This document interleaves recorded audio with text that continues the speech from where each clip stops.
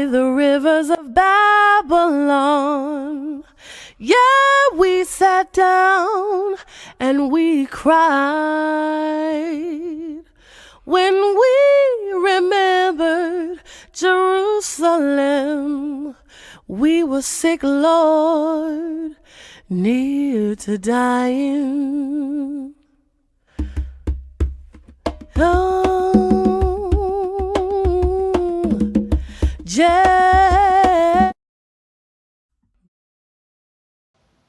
Shalom, shalom, family. Welcome to another Tanakh review. My name is Zurishaddai, one of the teachers of Congregation BINAH CHOKMAH. We're located in the Red Hook section of Brooklyn, New York. Thanking the Creator of heaven and earth for life, food, clothing, and shelter, wisdom, knowledge, and understanding. We pray that the Most High God, Creator of heaven and earth, will continue to be with us all, bless us, keep us, protect us, and that the Creator will continue to guide our thoughts and even help today for whatever is brought forth to be helpful to you, to y'all, and that the Most High God will bless the endeavors of our minds that we desire in righteousness. Thanking you all for joining us again. Don't forget to subscribe to the channel, to like the video, share the link, and most importantly, if you have any questions, anything, it doesn't have to be on the topic. You could leave your questions in the chat or in the comment, even if you're watching this video after it premieres right on Shabbat, all right? So that's very important. The teacher would like to hear your questions. If you have anything on your mind, to please send it to us on the chat or on the actual comments, all right? So thanking y'all once again. Don't forget to keep those who are sick in prayer, and those people that went through all that devastation in the parts of the country through hurricanes and tornadoes. Keep those people in prayer also. For we understand the power of the Most High God, and we bless His holy name. Yehudah give, and He takes away. Blessed be His name. So at this time, we're going to move straight ahead, and I'm going to pass it on to one of my teachers and one of my mentors, Nasik, Zurishaddai, and Yehudah, who will be going over the portion of Devarim, which is the first portion in the book of Deuteronomy, which is also the name of the book, Devarim. How are you, Nasik? Great, Baruch Hashem. First of all, I give praises to the Supreme Son of the universe, God of my forefathers, God of Abraham, God of Isaac, God of Jacob. Due respect to the platform on the D.C.B channel platform, spiritual leader, Chief Prince Uriel Ben Saskar, host Chief Uziel Ben Lewi, to the princes, Chief Kohanim, Rabbinate, the Maureen, brothers and sisters, visitors to the channel. I greet you all and talk my forefathers, Shalom Aleichem, and an early Shabbat Shalom. And I'd like to start off with saying, Adonai Seftadi Dakufi Yagi Tirateka, O Lord, to my lips, and my mouth should declare that praise. First, I'd like to thank you all for tuning into this particular channel. For those that watch the segments that I try to share, and hopefully it's been helpful for those. I'll be concluding with the Kohelet, the 12th chapter, which is the end of the book of Ecclesiastes. And but I want to highlight a few things since we're in this particular season. And one of the things I would address, one of the questions, I believe it's from a sister. Why do we mention, and why do I say the name God, say God more often than say, Hashem, or, Yod Hey Wah Hey, or El Shaddai, stuff like that. Well, I speak to hopefully more than just a particular one segment group of people that have this exact same ideology as I have. So for the most part, I have a lot of people that's Hebrew Israelites that watch the channel, but also you have people that might have other different religious persuasions that watch the channel. And my purpose is not not to change people's viewpoints, but I'm trying to give them another point of view. And that's what I usually try to work on in that sense, and try to be more inclusive in my thought, because it's not about the black race, the white race, or the yellow race, or whatever it is. It's about the human race. And so, I choose to use a general term. And most people, when you tune in, they know who I give the utmost respect to. The God of my forefathers, the God of Abraham, the God of Isaac, God of Jacob. All right. So that's the creator of heaven and earth. And that's the one, and the same one Moses, dealt with. And so that's what I do. But for us, the names, I know is you're not the only one that has questions concerning that. I know also when we finished, we went through the book of Numbers, and I just want to just go back once, and then I'm move forward. In the book of in the CHOKMAH YAH, which means they translate as journeys, but stages of steps that we go through. And in the 33rd chapter of book of Numbers, the 7th verse, it said, "And they journeyed from Ethan and turned back into Pahah-Perot, which is before Baal-Zephon." Now, Baal-Zephon was an idol of Egypt, one of the big idols in Egypt. Actually, when it seemed like there was entangled in the land, God had destroyed not only the firstborn of Egypt, but according to tradition, also the images of the deities that they have in Egypt. Because you get them, honor and destroy even their gods. But there's one image that was still left, and that image was, they refer to it by Baal-Zephon. Now we know people say you're not supposed to make any mentions of the names of the gods of the people around about you.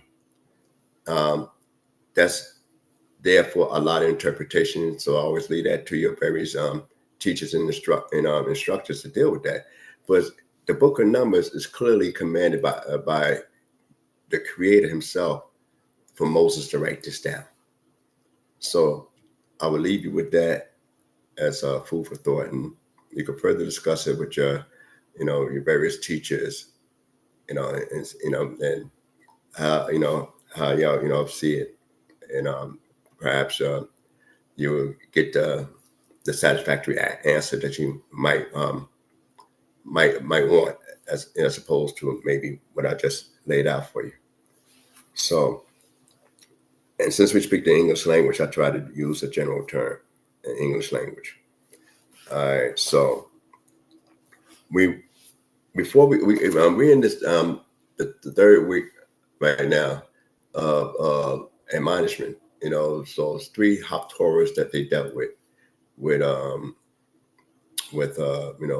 telling us about ourselves.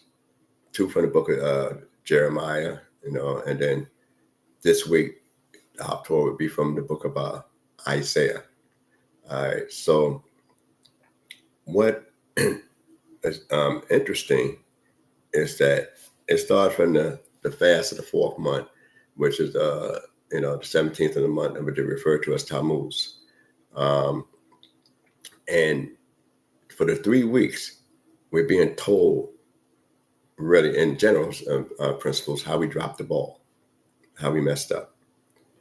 And it got more intense, 2 with Jeremiah, and then 1 with Isaiah. And this the last one of the admonishment with Isaiah. And this also we'll be dealing with the book of Deuteronomy. And usually the Shabbat that just passed is called Shabbat Chazon. Chazon means a vision. And we also know that that Deuteronomy, the book of Deuteronomy, the portion actually always is read just before the fast, the 5th month, Tisha B'Av. And as we look at the fast, the 5th month, we read in the book of Deuteronomy. So either is read either the Shabbat before Tisha B'Av, or if Tisha B'Av happens to happen on a Shabbat, they push the fast over to a Sunday, and therefore it'll be read on Tisha B'Av, this particular portion, of Isaiah and Deuteronomy. So I like to just give a little highlight since we go into this 5th book. I was asked by some people why didn't I say Kazak Nikwazate, and I was just share this information. Some of us go through a triennial reading. So in other words, it takes 3 years to complete a particular sidra.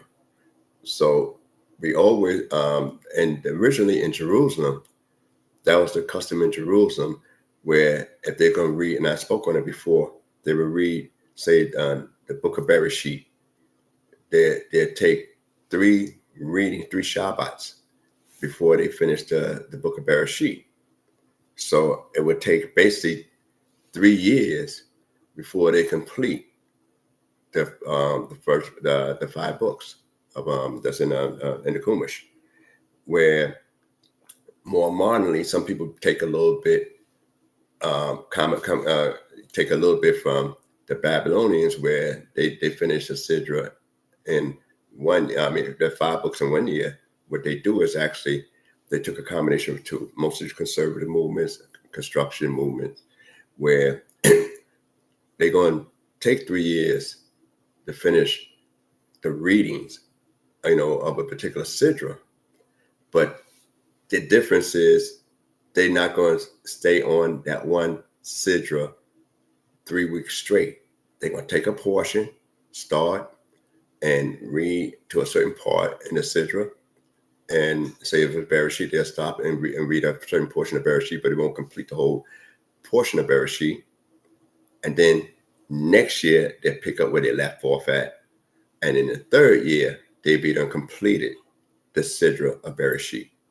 So that is a combination of both, and trying to harmonize with the Babylonian tradition and the Jerusalem tradition.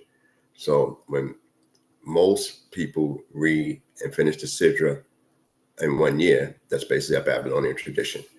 And so that the way is done by basically conservative readings and constructionist readings is that we at least be in the same sidra, but we just might not complete the whole thing.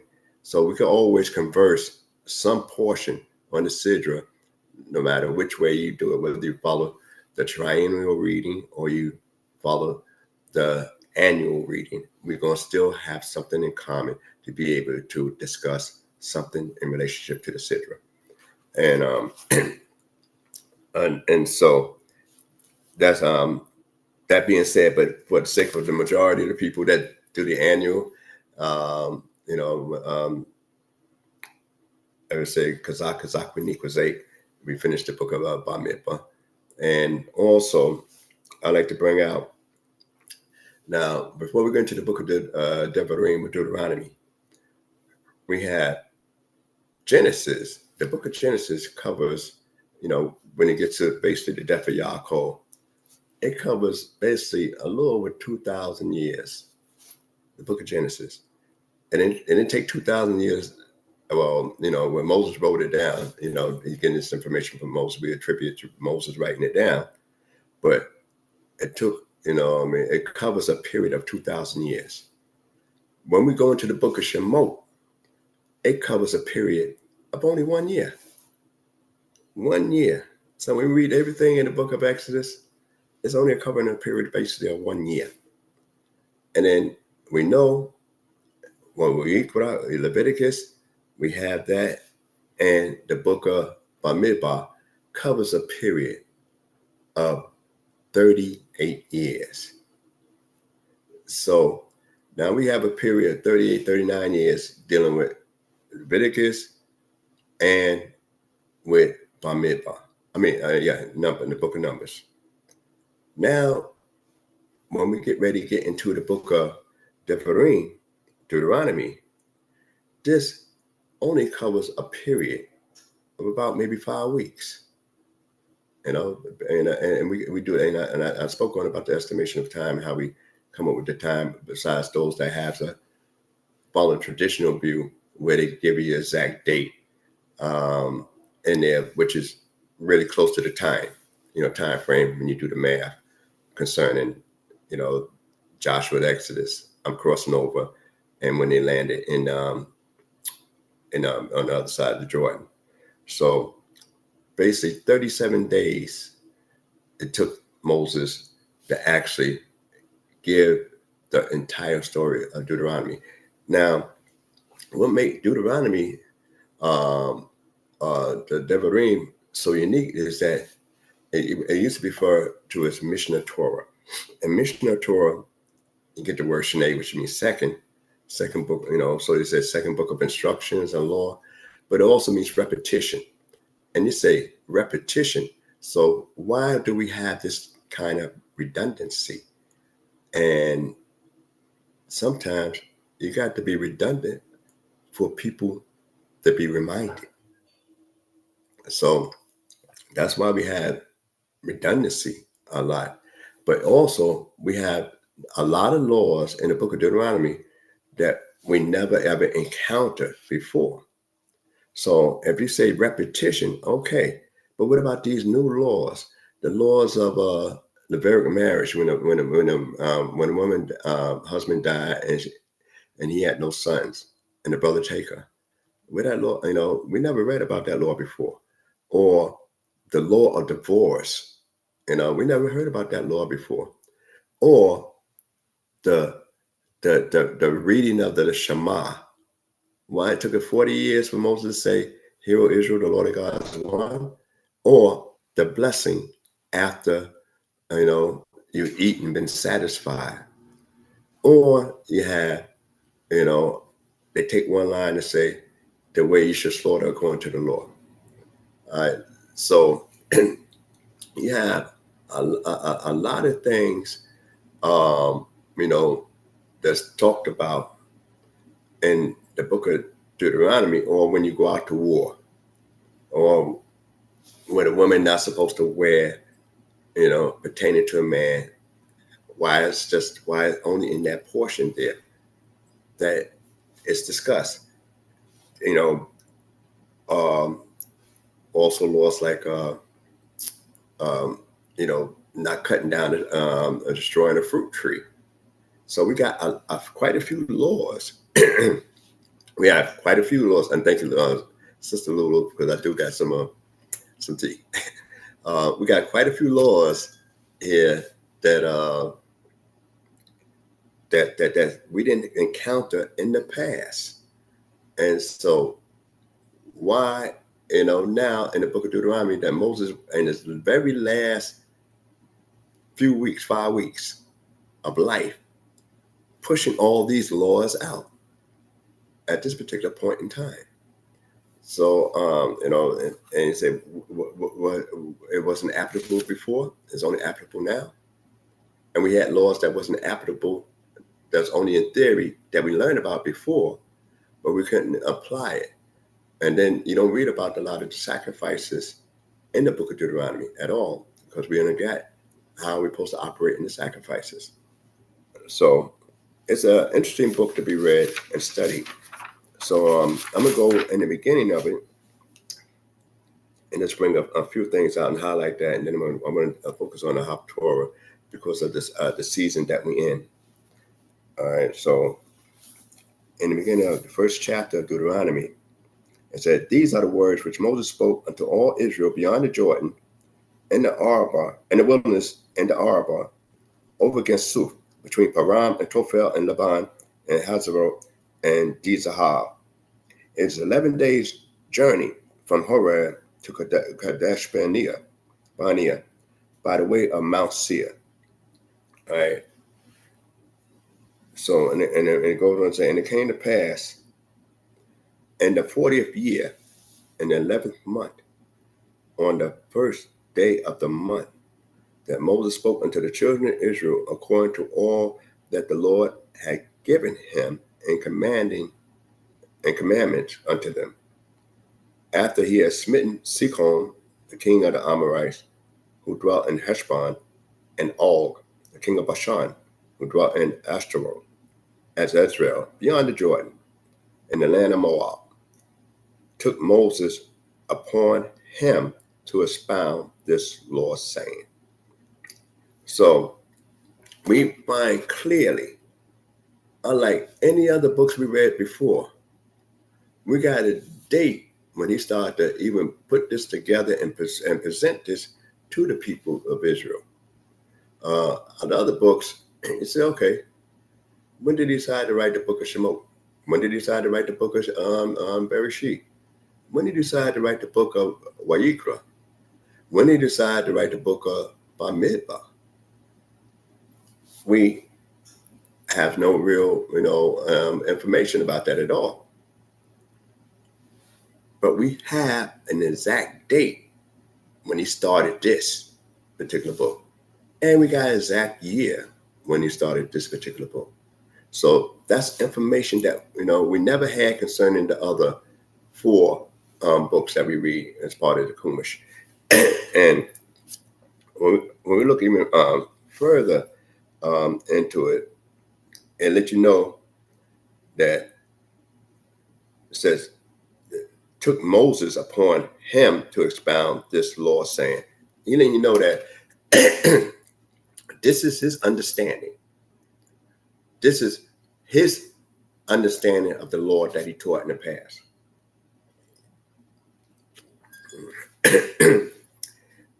I get up pretty early. Get up pretty early in the morning, and it's still early in the morning.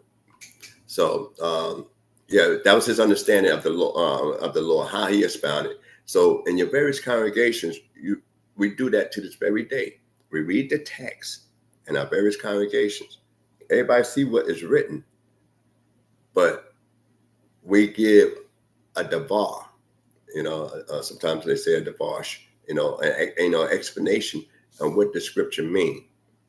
Moses not only gave the explanation, he wrote it down.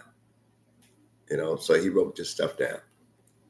So a lot of times in most religion, usually the actual founder haven't written anything down. And for the most part, haven't written anything down. It's people writing for them. But Moses was told to write certain things, and the only thing that Moses didn't write down was those 10 matters that's on them tablets that God gave him. And that's stated even in here, that it was written with the finger of the Creator. All right. So now I'm just going to bring up a couple more points here in reference to this. And it said, the Lord our God spoke unto us in Horeb, saying, ye dwelt long enough in this mountain.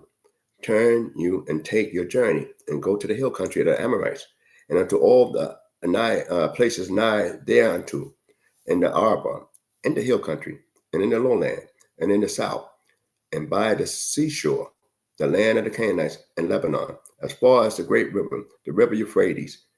Behold, I have set the land before you. Go in and possess the land which the Lord swore unto your fathers, to Abraham, to Isaac, to Jacob, to give it unto them, and to their seed after them. All right. So now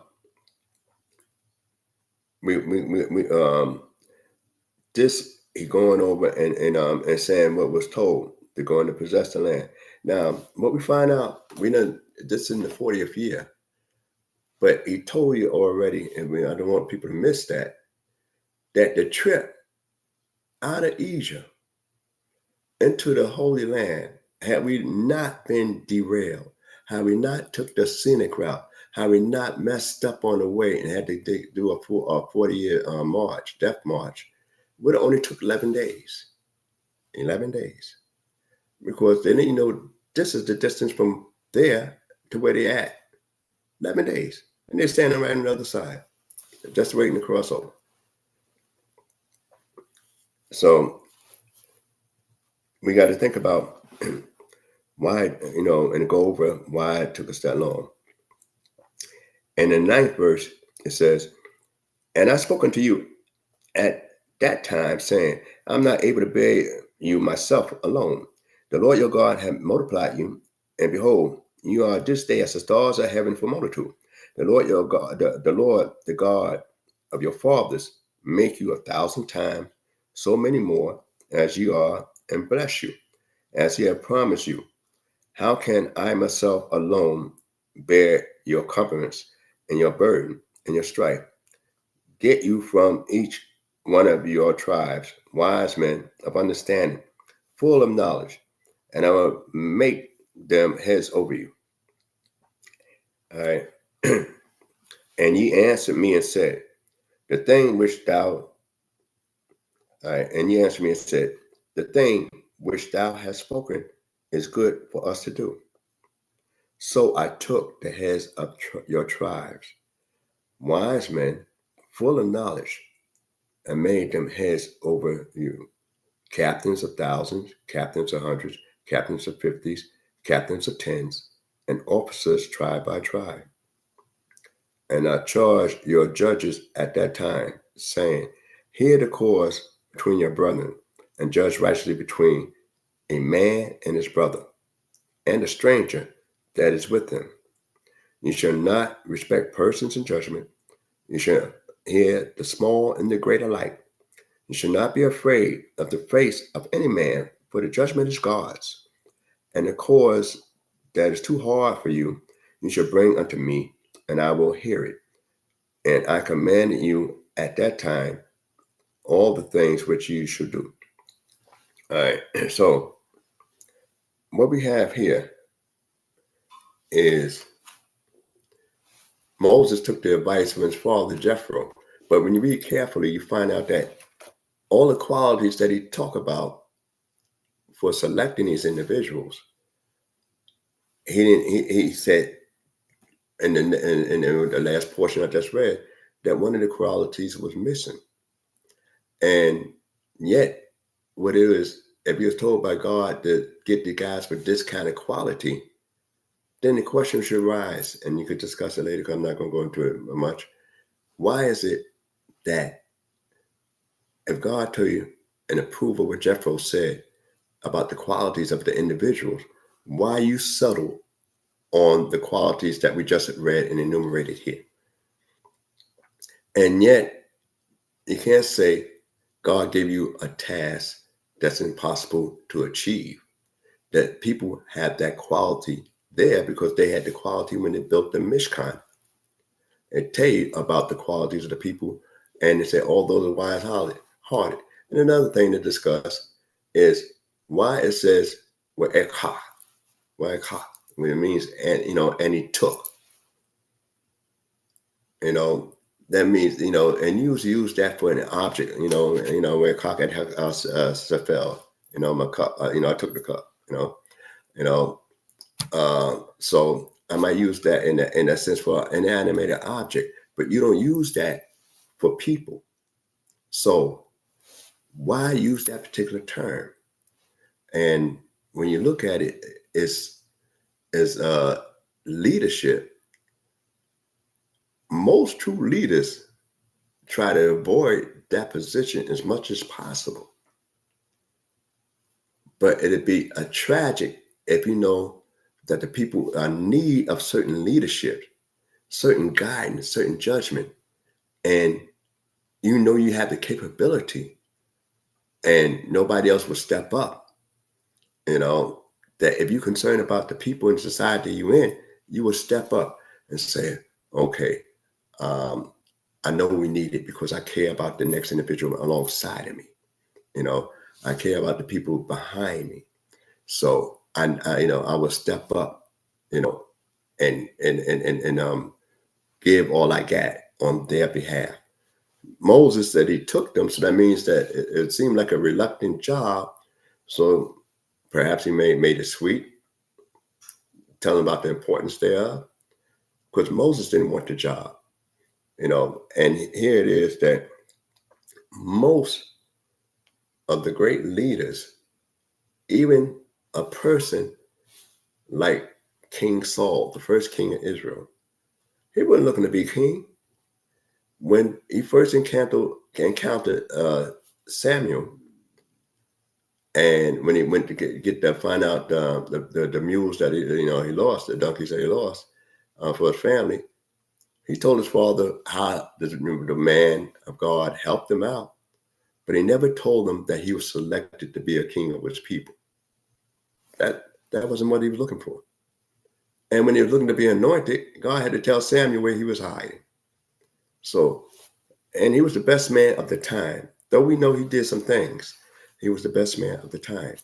So the deal with this people here of Israel, most leaders of the nation of Israel, that's and I'm just talking about basically around my media community, not just in general worldwide, but around my media community that I've been exposed to and grew up in, is that most leaders have nothing they could say that they really benefited that much from the people.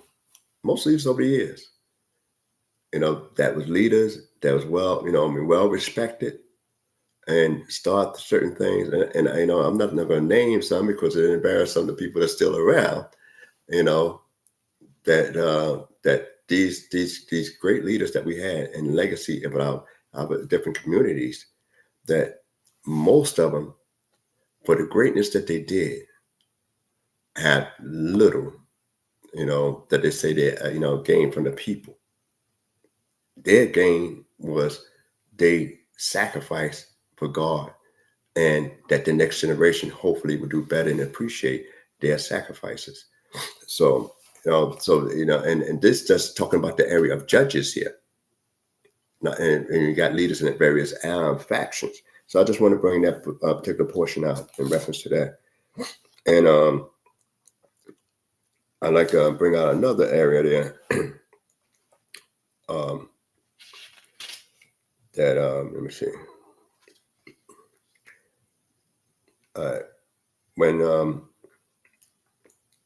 we'll skip on down about the different journeys we have. And all right. So we're going to talk about when how we wound up with the 40 years. Said, and we journeyed from Horeb and went through all that great and dreadful wilderness, which ye saw, by the way, to the hill country of the Amorites, as the Lord our God commanded us. And we came to Kadesh Barnea, and I said unto you, ye are come unto the hill country of the Amorites, which the Lord our God giveth unto us. Behold, the Lord thy God has set the land before thee. Go up, take possession, as the Lord, the God of thy fathers, has spoken unto thee. Fear not, neither be dismayed. And ye came near unto me, every one of you, and said, let us send men before us, that we may search the land for us, and bring us back word of the way by which we must go up, and the cities unto which we shall come. And the thing pleased me well. And I took 12 men of you, one of it for every tribe. All right. I just want to bring that out. All right. We find information that we wasn't given in the Sidra of Shalom. And this is very important, that we just think God approved of them sending the 12 men up. What we didn't is several things that we have here that God had told Moses and them, and Moses had told the people to go take possession. All right. So we didn't read where it said, they say go take possession of the land. We read in Shalom where the guys went to look up and check out the land and bring back information and reconnaissance mission. And they cost the 40 years. So now what we're finding here is that Moses, in a way, not only showed that this is why we've been here so long, but also brings out a little bit of his flaw as well. Because because he said take possession. So now what's going to be the difference between the new group taking possession and the ones back then when it was told to take possession? We don't read that then. So did he tell them take possession of the land before they come up with the idea of let us go check it out and bring back word which way we should go up? And what would motivate the people more so to go take possessions 40 years from now, when 40 years ago, their forefathers, said, we can't handle that. We can't deal with that. And what we find here is that the key words is take possession. In other words, you able to do this without any kind of casualties. When we read in Shalom, we know war brings casualties. But we also seen that when they had avenged the people of the Midianites, we don't read of any casualties in a war against a nation. So what we find here, and when we go and deal with the conquest, and I'm just going to briefly go on there because it'd be too much to talk about. I want to touch on the season. When we deal with the conquest of the land,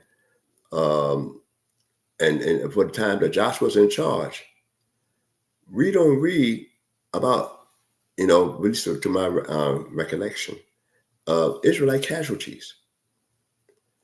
When they had one casualty in Joshua's time, and when they had crossed over, it was only about maybe 30 men or something, and that's because somebody stole a Babylonian garment, a wedge of gold, and hid some silver in his tent, and that's the only time we read about any casualties. But all the battles that you read about, even when you go to the book of Shoftim, Judges, you don't read about how many men was lost amongst Israelites. What you read about is, when they was going to the conquest, during the conquest, either they drove them out, they destroyed them, or they made them hewers of woods and servants, or they could not drive them out.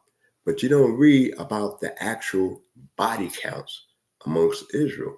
So when you talk about going to conquer the land and take possession of it, then that means the Creator is going to divinely do this for you. And this is something that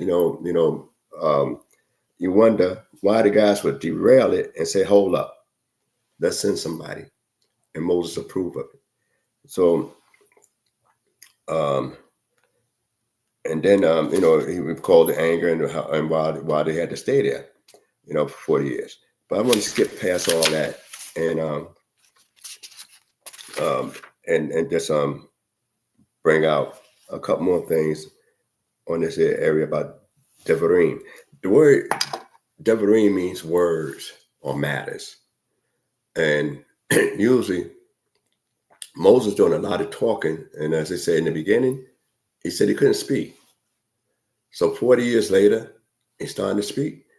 40 years later, he's going to spend his last days talking and admonishing the people. So this is what, sometimes when a person have a weakness in their life, they struggle hard to overcome that weakness. And Moses had his own little internal battles that he struggled with.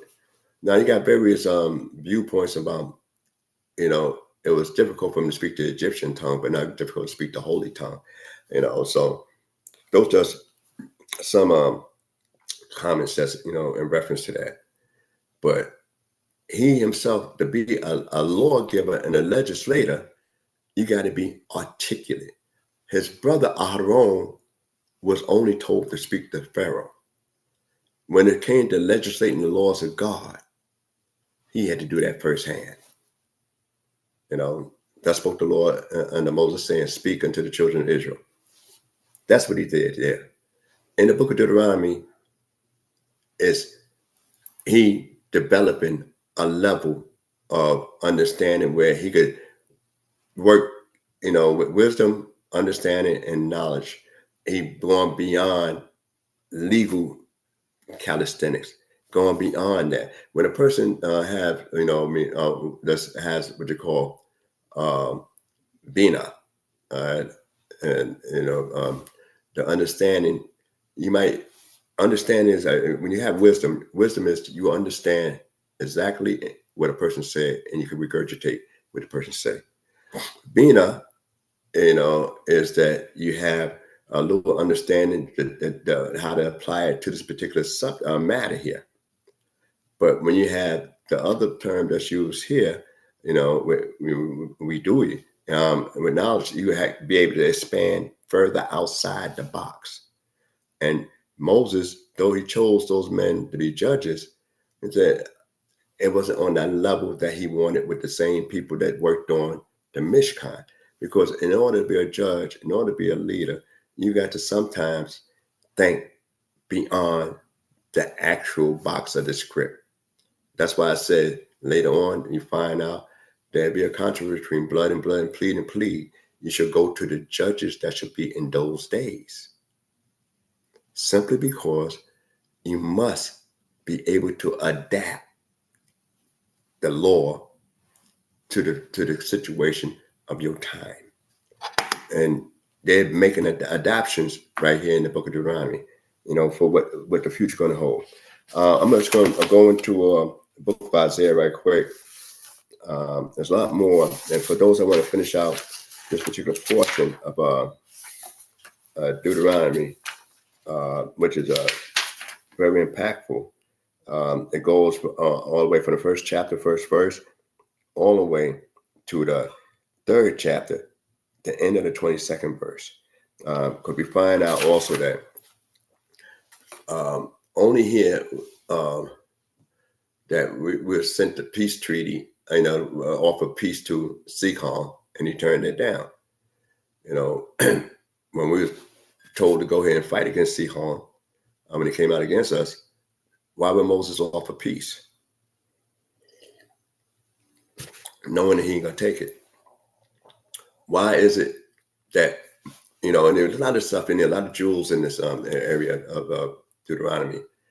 If we say, well, we're going to buy water and food from Edom and stuff like that on the way through, then why, we could say, okay, water might be a thing, but what would we need with their food when we got manna coming every day? So it's a lot of little things that, go over when we go over Devarim, the early parts of there. They say, you buying food from Edom and we got manna coming every day? What we need? We got cattle too. What do Edom have that we really need and crave? No, and also we find that God told us not to fight against Edom, not to fight against Moab. So we didn't see that in the prior area there, But this is evidently Moses saying God told him don't fight with Esau. Though Esau came out with his sword, they don't fight him. And why was that? Moab was actually afraid of us. Sometimes Esau, sometimes people, it's always a debate about Esau might have been afraid too. That's why he said, I'm gonna come out with my sword. Because when a person is pushed in the corner, they say, okay, I got to fight. There's no retreat, no surrender here. I got to fight. So Esau might have felt that way. We don't know. There's a lot of controversy. You could discuss that. But I want to bring out some of the different things that I didn't touch on in Devarim that we discovered here that we never seen in the past when those encounters happen. All right. So in the book of Isaiah, and I'm just going to help toward this done. This Shabbat that happened was Shabbat Chazon, Shabbat Chazon, which means vision, and it's taken from the word that's used, opening words in the book of Isaiah, in the vision of Isaiah, and here it is, just the last of the the Haftorah's admonishment for the season. Also, as I said earlier, is that by the time you read this here, Tisha B'Av, be already over it. By the time by the time you hear this YouTube program, it'll be over with. But normally, out of very few Shabbats are named after, very few Haftorahs get to have their name placed on a Shabbat, and then Shabbat's named after Haftorah, which is this is one of them times where it's called the Shabbat that just passed, was Shabbat Chazon, and it takes its name from this here Haftorah. And the next one Shabbat would be Nakamun, which is comfort, Shabbat of comfort.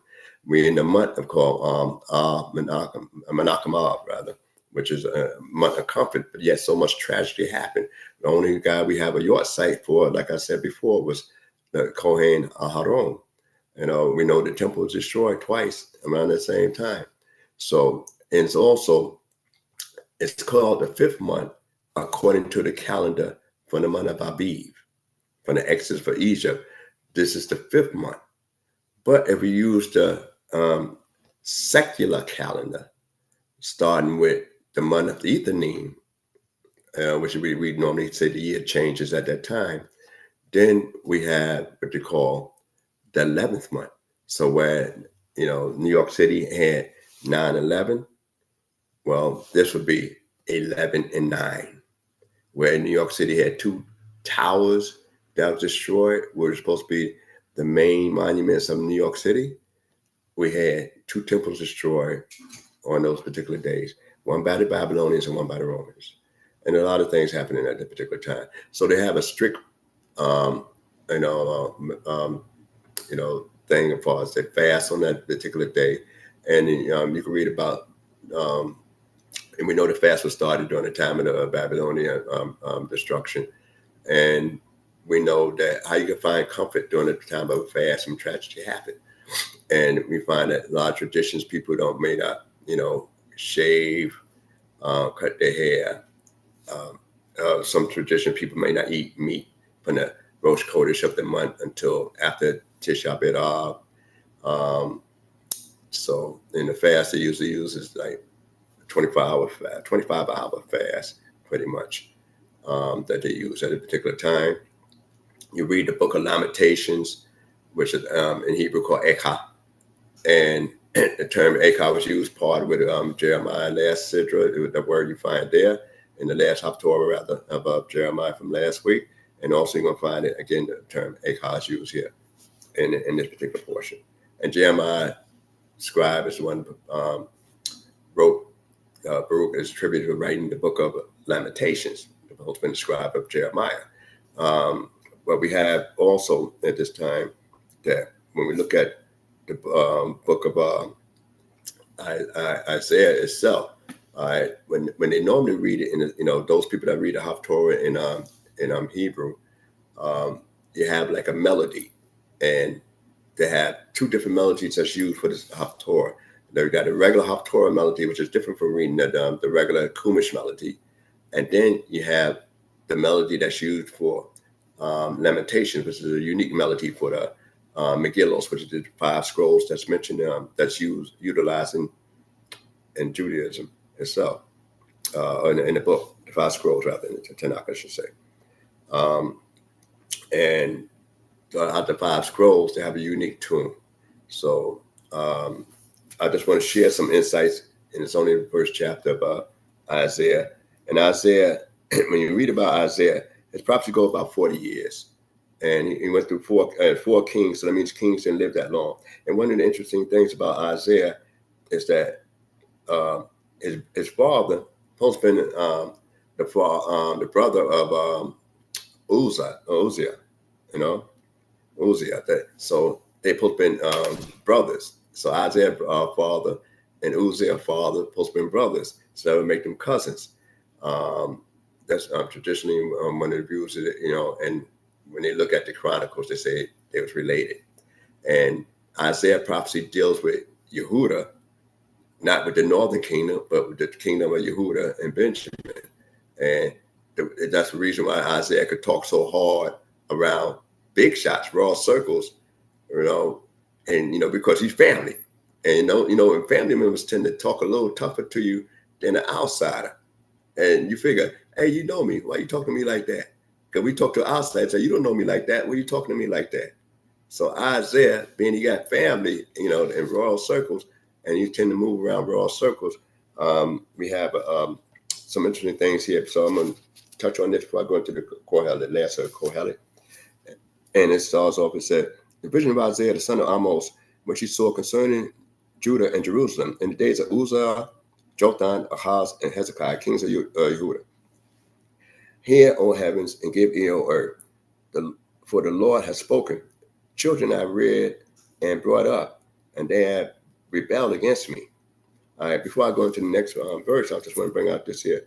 We've got the same thing that's mentioned by Moses. Moses speaks about, in Hazienu, give ear, O heavens, and listen, O earth. And he called the heavens and earth as the witnesses, in reference to what he's doing.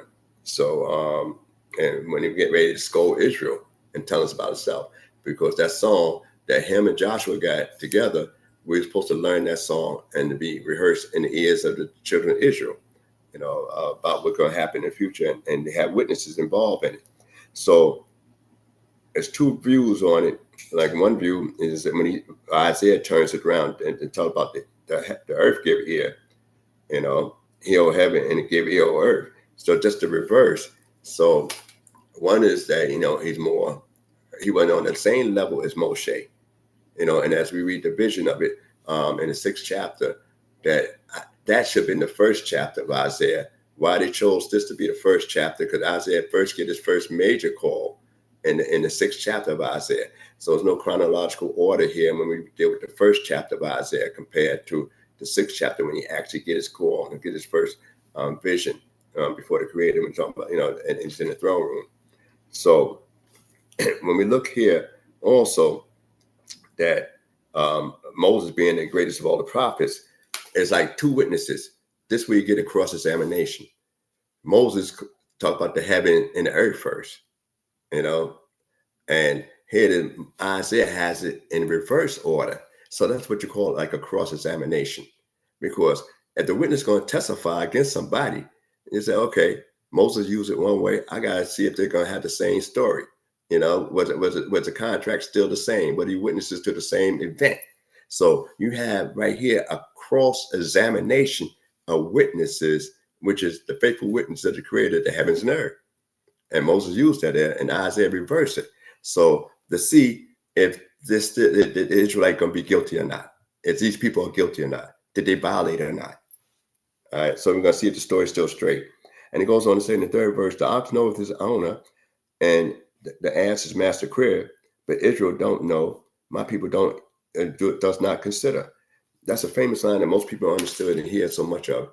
But what they're saying is that, an ox is not as intelligent as the ass, because an ox know exactly, what his owner look like. He understand, what, talking about, what his owner look like. But the donkey itself is more of an independent, hard, independent. That's why most people in ancient times had, rode on a donkey, and a horse, you can make them jump over a cliff. A donkey gonna stop and say, no, we ain't doing that today. A horse, you can make her run till you drop dead. A donkey said, no, we ain't about to do that. So when we look at, the story of Bilam, we understand that also a donkey, pound for pound, is stronger than a horse and is stronger than an ox, pound for pound. Now, he ain't stronger than the ox, but I'm saying pound for pound they are, in that sense, and much more intelligent, because now the donkey said, I don't need to know the owner. I just need to know where I need to be fed at. So it shows the intelligence of the donkey in this particular case here, because the ox, he know when the owner show up. But the ass, I know where the food belongs to my owner, where I'm supposed to get my food from. So I'm going back where I get my food from.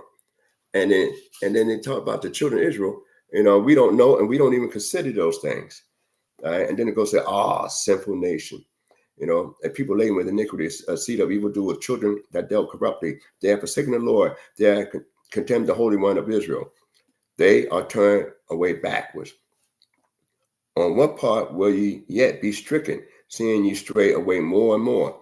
The whole head is sick, the whole heart is faint, from the sole of the foot even unto the head. There is no soundness in it, but wounds and bruises and festering sores. They have not been pressed, neither bound up, neither mollified with oil. All right, saying you're a mess. You're getting blisters, bruised, and everything like that there, and it's not even being taken care of. So these are some of the areas that we find right here. And then we go further, and it's talking about, it says, your country is desolate. Your cities are burned with fire. Your land, strangers devour it in your presence. And it is desolate as overgrown by floods. And then it goes on to say, and the daughters of Zion is left as a booth in a vineyard, as a lodge in a garden of cucumbers, as a besieged city. You know what a booth is? I mean, when the people had their booths out there, when they harvesting, so they could be start off the mall, they grabbing their grain or crop, whatever they have out there in the field. But they leave the booth out there when there's nothing else to grab. So they saying, your people is left out there with nothing to gain. The booth is out there, but in a field where there's nothing to glean. And so that's talking about, that's another sign of famine, devastation. And it says, as a besieged city, because a besieged city, that means right then, if the enemy is out there, you ain't harvesting anything.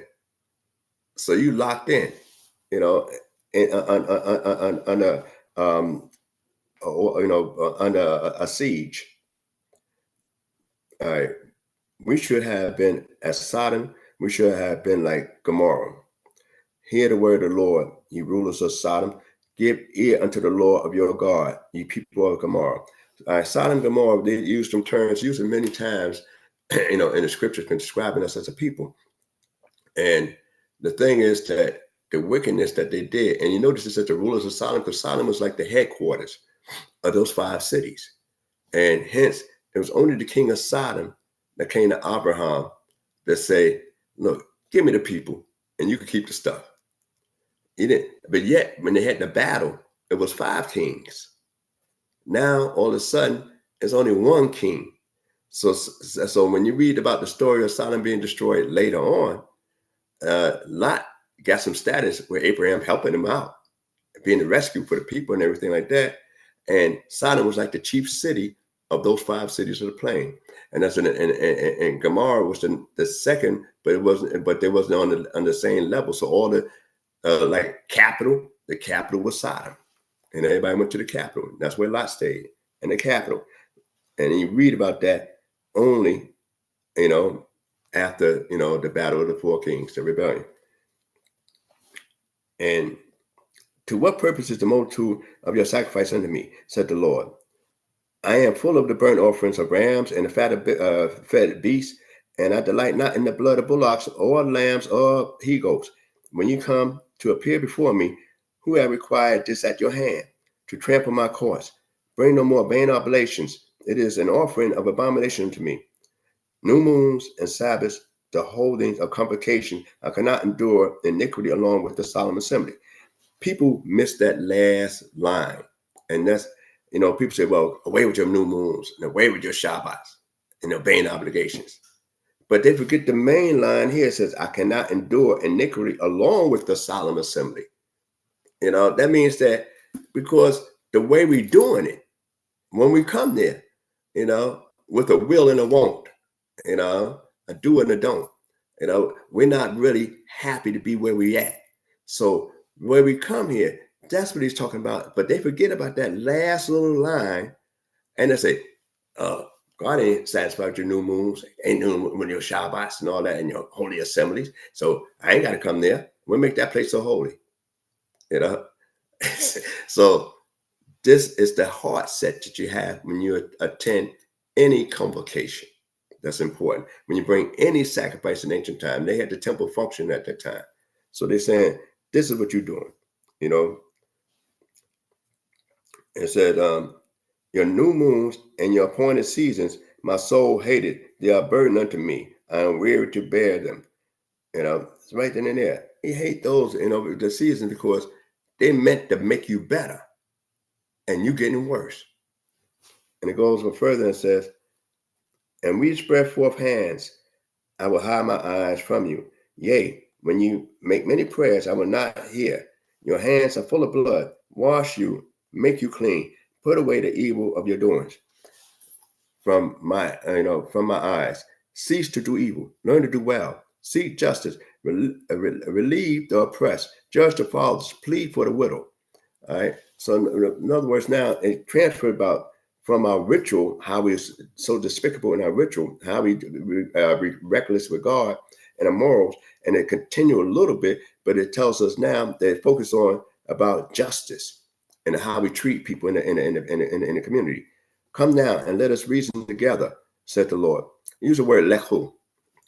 You know, go.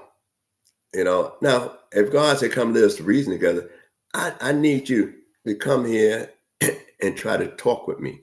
I need you to come here to try to see who's wrong in this situation. You know, and this is a plea from the Creator. You know, come let us reason together, said the Lord. All right. My God, what other God and any ideology said, come and let us talk it out? No other God, no other it's ideology say, come and let us talk this thing out. When you the wrong person. No God, no ideology that exists, you know, says, come, let's just talk this out. So this is some grand here. And show you how bad we went. And it says, said the Lord, though your sins be as scarlet, shall be white as snow. Though they be red like crimson, they shall be as wool. If they be willing and obedient, you shall eat the good of the land. But if you refuse and rebel, you shall be devoured with the sword. For the mouth of the Lord has spoken. So it ain't about whether we could sacrifice anything to get together. It's about how we behave, our moral standards that's talking about here. It said, how is the faithful city become a harlot? She that was full of justice, righteousness, large in her, but now murderers. The silver is become dross, the wine mixed with water. Thy princes are rebellious, and companies of thieves. Everyone loves bribe and follow after rewards. They judge not the fatherless, neither do they cause the widow, neither does the cause of the widow come unto them. Thus said the Lord of hosts, the mighty one of Israel. You know, so I will erase me of my adversary and avenge me of my enemies, and I will turn my hand upon thee and purge away thy dross as with lye, and I will take away all thy alloys. And then before we go there, and so God tells about this is what He could do for us, but the 21st verse, that's where you find the word ekha. For the words, I went by real fast. How's the faithful city become a harlot? You know, ekha. You know, it's like a woe, alas, alone. But anyway, when we get to the 26th verse, which is important, it says next to the last verse, and I will restore the judges as at the first, and thy counselors as at the beginning. After thou shalt be called the city of righteousness, the faithful city. So in other words, we're talking about judges and officers we read about in the Deuteronomy, but here it's talking about judges and counselors, advisors, which is different. That means everybody want to do Lord. So God saying he can work it out for you. Actually, this is one of the blessings. Those that read the prayers every day, what they call the Amida or the Shomer Esrei prayer. You know, 18 blessings, but basically 19 blessings. This is actually the 11th blessing in the Amidah that's mentioned there. And it says, and Zion shall be redeemed with justice, and they that return of her with righteousness. And we read about that later on. We're going to go back to the book of Ecclesiastes, Kohelet, and it's going to be about 13 verses that will conclude the book of Kohelet.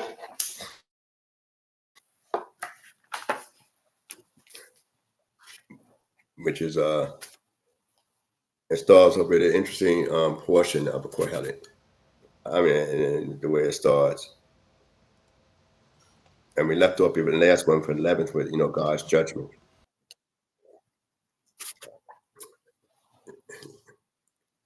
You got it, Chief? Hallelujah. Yes. We're going to the book of Ecclesiastes. The book of Ecclesiastes, chapter 12. 12. Give me 1 second here. Hallelujah. Hallelujah. Remember them, thy creator, in the days of thy youth, before the evil days come, and the years draw nigh, when thou shalt say, I have no pleasure in them.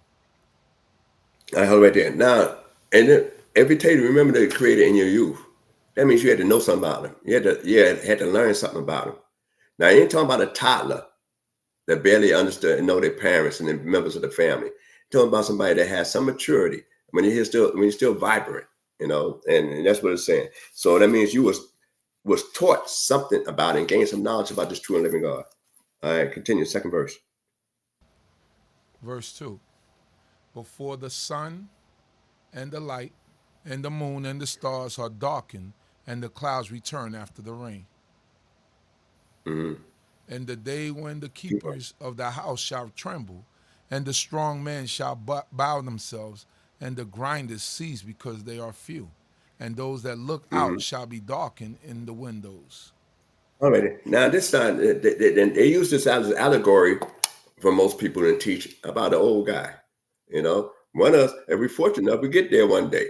And you're gonna find, a lot of things going down. A lot of things breaking down. You're gonna, when you're young, though you got medical, those that work in jobs that give you medical coverage, you rarely ever use it. And then when you get older, they try to say they're getting ready to take away your medical coverage when you really need it. So and it's strange here because they're talking about before the sun and the light and the moon and the stars be darkened. I mean, y'all say don't be that good. I mean, I'm wearing reading glasses. It took me, they say for most of us 40, when you pass 40, you started to, stop using that yardstick, reaching out like this, and you wonder, well, it's not enough light. I can't see. So and and I was like 45 before I started wearing reading glasses. I wonder, oh, these guys, something wrong with these lights. I used to have the little small pocket scriptures, reading it with no problem. And I said, well, the light must not be bright up in here, So, and that means that that's a sign of age, when you start getting teeth, the only one supposed to be without them basically was the baby, for a baby. But when you start getting them and you start losing them, they're talking about the grinders, cease and because they are few. You don't eat everything hard anymore. You cut it up. You take your time.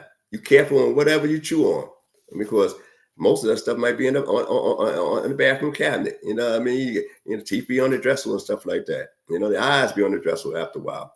And then, and bowing strong men bow themselves low. A lot of times we come from the ground, we're going back to the ground. But sometimes gravity try to get a jump on it. And you start seeing guys bent over when they walk. You don't see them walking straight. In the military, they tell you to walk straight.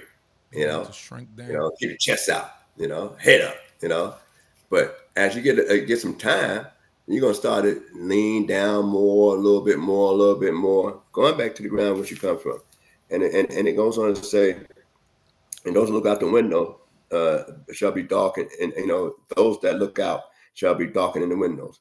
Also, your eyes actually changes color. I mean, around your, not the eye pupil itself, besides those that might get cataracts and stuff like that. But also a lot of times when people get older, You say, well, your skin tone trying to change around in certain areas of your body. And the skin is the largest organ of the body. And it goes on to say, fourth verse. Verse 4 reads, and the doors shall be shut in the street when the sound of the grinding is low, and one shall start up at the voice of a bird, and all the daughters of music shall be brought low. Hold right. All right. Start up at the voice of a bird. All right. All right. Most older people, you know, I guess my grandmother started me off early. You know, we get up early all the time. I remember when I was a kid in school, Sunday morning, there's nothing to do. Nothing to do. My grandmother called me at 7 o'clock in the morning and asked me, am I up? She don't want me to do anything, but am I up? 7 o'clock on a Sunday, and be snow out on the ground. My friends ain't hanging out. Nobody hanging out at that time of day. And I got to get up. So you could turn on the TV or something, because it won't bother me. But that's to make me get up out the bed. And she's up like that, So, most old people get up, and when old people start laying down and stay sleeping all day, I just don't understand how the young people do it, but I never grew up like that. And but anyway, it goes on to say, and so if you hear the birds chirping, and all the daughters of music shall be brought low. I mean, the dancing girls, what you used to think was fine ain't fine no more. You know what I mean? They had their day, But go ahead, in the fifth verse it says. Verse 5 reads, also when they shall be afraid of that which is high, and terror shall be in the way, and the almond tree shall blossom, and the grasshopper shall drag itself along, and the caperberry shall fail, because man goeth to his long home, and the mourners go about the streets. I'll write there before we go to the sixth verse. All right. Right then, don't you know the stuff I used to jump off of when I was a kid in public school? We climb up these 1-story or 2-story garage buildings and stuff like that there, and climb up. We say, okay, we're gonna jump down. We call ourselves having an adventure. Ain't no way. I don't even want to jump out of the back of my pickup truck to the ground. And I'll be thinking about that because I climb up my pickup truck, grab stuff out because they got to reach way back there and get certain things. And when I come down, I take my time, I squat down and try to slide off that pickup truck. But I remember when I used to be on, 2-story garages and stuff like that. And those that live in Brooklyn, around Bed-Stuy area, near Restoration, they got these houses right there that's in a little path, a little block by himself. We'd be jumping off them buildings like that. They climb up there and jump off there, And I'm saying, wow, I had to be a fool. In that school right there, we throw a ball, hit a ball up there, and anybody that been in there, see, it's no ladder, nothing to climb up. We scale the wall, brace ourselves between the corners of the wall, walk, get up there, and then get our ball and find other balls that people was too scared to get. And we come on down there with a bunch of balls and slide down there. I look at that thing, I say, I had to be crazy. I had to be crazy. But these are things I did. I went to that same public school, So, and your heart changes about certain things because you be much more careful. And it say you're going through a long home. I mornings go about the street. And it says what? 6. Verse 6 reads, before the silver cord is snapped asunder, and the golden bowl is shattered, and the pitcher is broken at the fountain, and the wheel falleth shattered into the pit. And the dust returneth to the earth as it was, and the spirit returneth unto God who gave it. Go ahead, one more. Vanity of vanities, saith Koheleth, all is vanity. So in other words, right in there, is a silver cord be snapped. That lifeline. Sometimes they say the spinal cord.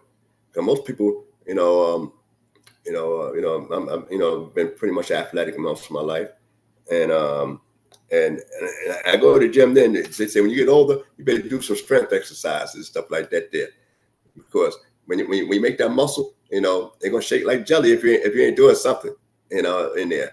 So you gotta do some strength exercises, You know, your pecs used to be up high, you know, and all of a sudden now you gotta say, well, what you doing sagging down there? You got, you know, you got to work on certain things, try to buff them back up and everything like that there.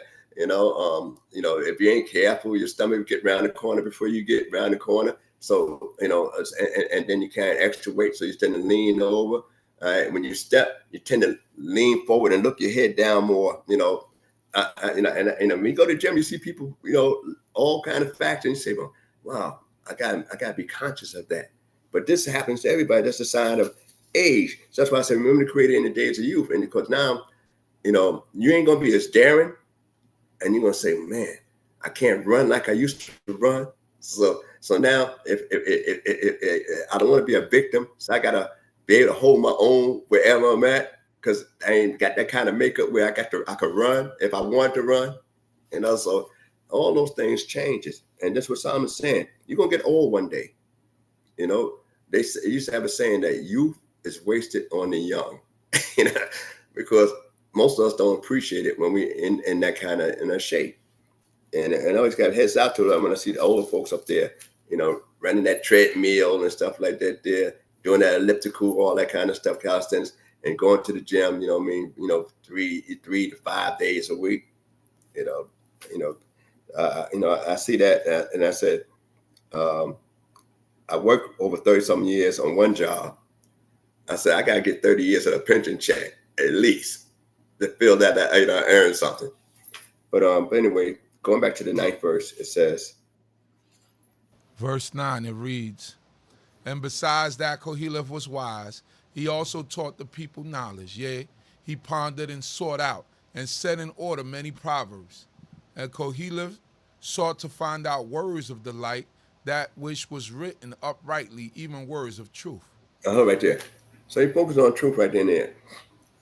So Solomon looking at life. Now, this is the same guy we talking about living his life, did everything he could think of, you know, well, everything he wanted to desire without, you know, causing himself to get killed. He did a lot of stuff and, you know, and thought of a lot of stuff. And we don't know what other things he might have did in life. So, you know, sometimes, you know, but he did tell us about a lot of things he did, and on it's hard to fall in madness, you know, and he'd say, who could do what after the king? So we know what we can imagine what a king can do. We read about banquets of, you know, 6 months banquets and all that kind of stuff in Persia and stuff like that. So he's saying, you know, that, and, you know, and that's what I like. And besides that, Koheleth was wise. Talking to, you know, the preacher, and that's his name.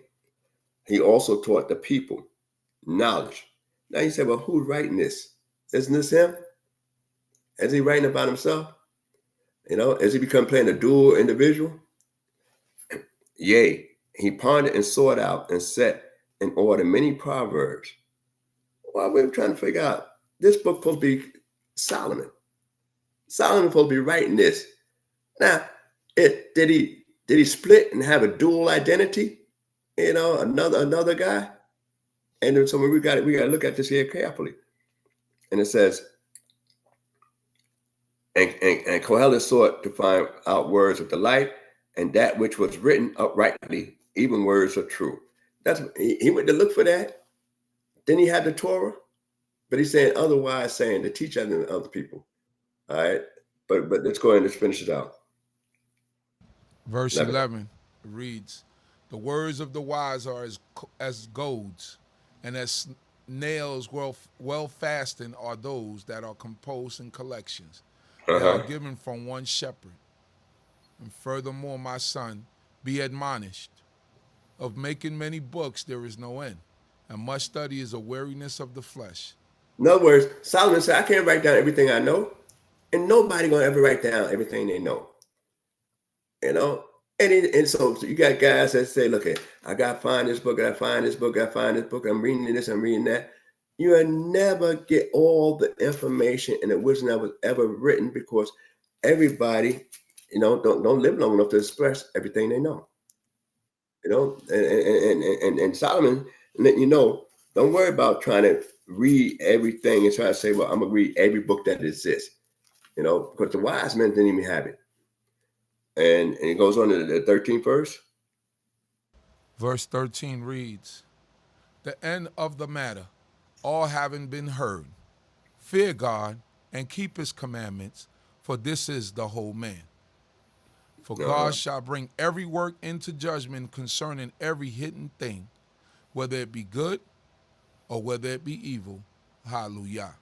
Hallelujah. And most people traditionally read that last verse over again twice, certain verses of that Isaiah and Malachi, traditionally.